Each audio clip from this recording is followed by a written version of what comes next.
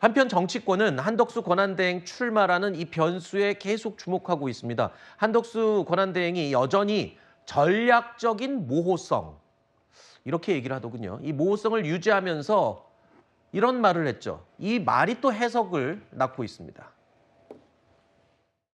이제 미국 정부와 본격적인 협상의 시간에 돌입했습니다.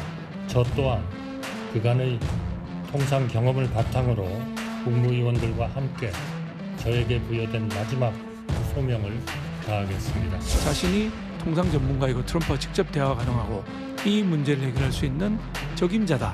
이걸 간접적으로 드러낸 게 아닌가. 지금 상당히 뉘앙스가 바뀌어 있거든요. 그래서 저는 이제 지지율이 좀 계속 받쳐주면 출마 결심에 제일 중요한 게 지지율이고요.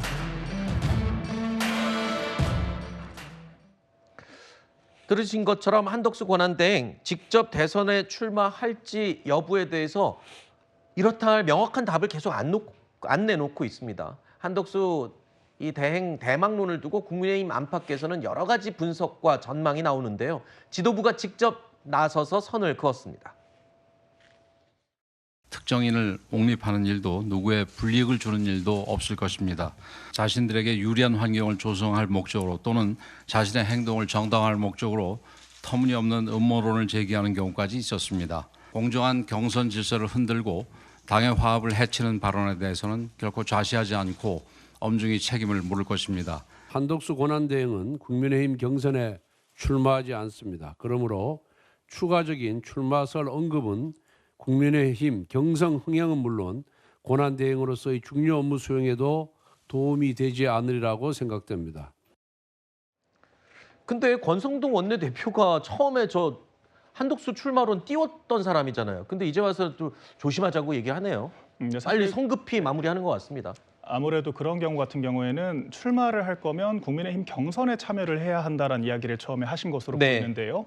사실 오늘까지가 후보 등록 마감이기 때문에 현실적으로 이제 와서 후보 등록을 해서 출마를 하기는 어려운 상황이 됐죠. 그래서 한덕수 권한대행이 출마를 한다라고 하더라도 당내 경선이 아니라 무소속 출마 등을 검토를 해야 할 상황인 것으로 보입니다. 그렇기 때문에 이젠 저희가 당내 경선에 집중할 때가 됐습니다. 또 이제 후보 등록을 차차 이제 마무리를 하고 있는 상황이기 때문에 현재까지 등록된 후보들이 최대한 자신의 역량을 발휘를 하고 국민들과 당원들의 그런 선택을 받고 검증을 받을 수 있도록 최대한 도와주는 것이 저희 심판 이 지도부의 역할이라고 할 수 있는 거거든요. 그런 측면에서 이제는 당내 경선에 집중할 때다라고 하는 이런 원론적인 이야기를 한 것으로 보입니다. 분명히 한덕수 권한대행이 국무위원들과 함께 마지막까지 주어진 소임을 다하겠다. 이렇게 이야기를 했거든요. 자, 이걸 두고도 이 불출마 얘기가 아니라고 하는 사람들도 많고 하니까 글쎄요, 이러다가 진짜 출마하면 정말 깜짝 놀랄 것 같습니다. 그러니까 마지막의 의미가요. 네. 국무위원, 그러니까 윤석열 정부에서 함께 일한 국무위원으로서의 마지막 소명이라고 한다면 출마 가능성이 있는 거죠. 왜냐하면 5월 3일 전에 사퇴하면 되니까. 그렇게 또 해석이 됩니까? 그런데 이제 반대로 공직자로서의 마지막 소명이다. 이렇게 만약 그런 뜻으로 얘기를 했다라면 이 대선에는 불출마할 가능성이 높기 때문에 아마 한대행의 전략적 모호성은 5월 3일까지 뭐 그 전에는 밝히겠습니다만 당분간 좀 지속되지 않을까 이렇게 예상이 됩니다. 참 저렇게 애매하게 말하기도 힘든 것 같습니다. 정치인의 발언들은 참. 그러니까 전략적 모호성이라는 것은 이것은 외교에서 쓰는 건데. 전략적 모호성. 네, 전략적 모호성을. 근데 이것을 공직자가 쓴다고 하니까 좀 당황스러운데 제가 앞서 말했던 빈 텐트가 저래서 저런 겁니다.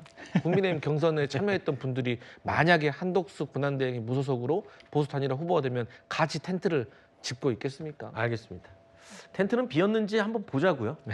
치고 나면 한번 확인해 보겠습니다.